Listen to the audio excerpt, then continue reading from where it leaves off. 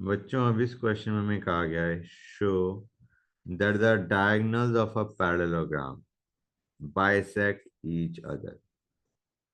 तो बच्चों सबसे पहले तो एक पैरेललोग्राम बनाते हैं। ये हमारा पैरेललोग्राम हो गया A B C D and let us assume these are the position vectors of point A, B, C and D।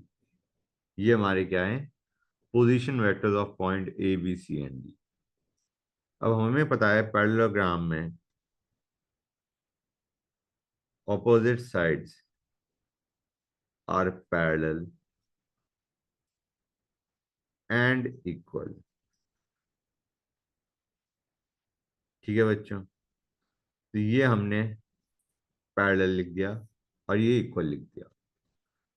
ठीक है ना बच्चों? A B is parallel to D C.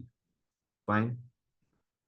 Now can we write this down as, अगर हमारे opposite sides are parallel and equal, can we write down A B will be equal to D सी।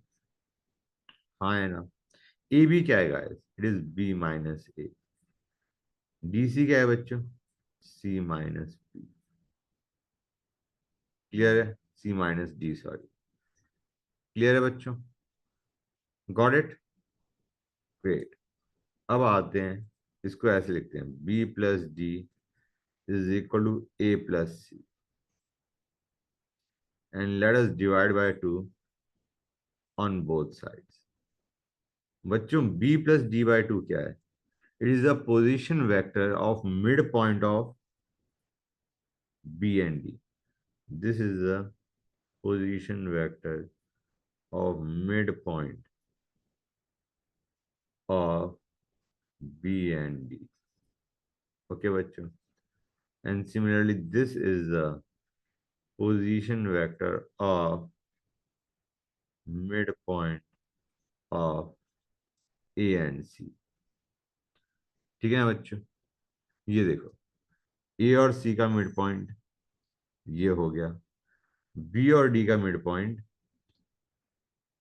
ये हो गया, और हमें कहा गया है दो mid points are they are coinciding. Basically दोनों की जो मिड पॉइंट है दे आर कोइंसाइडिंग बच्चों। Hence we can say that the diagonals of a parallelogram bisect each other। समझ आया नहीं आया बच्चों? मैं इसको ऐसे लिख देता हूँ, एक स्टेटमेंट लिख देता हूँ, mid point of A C and B D coincide, hence diagonals bisect each other। Got it guys or not? Good।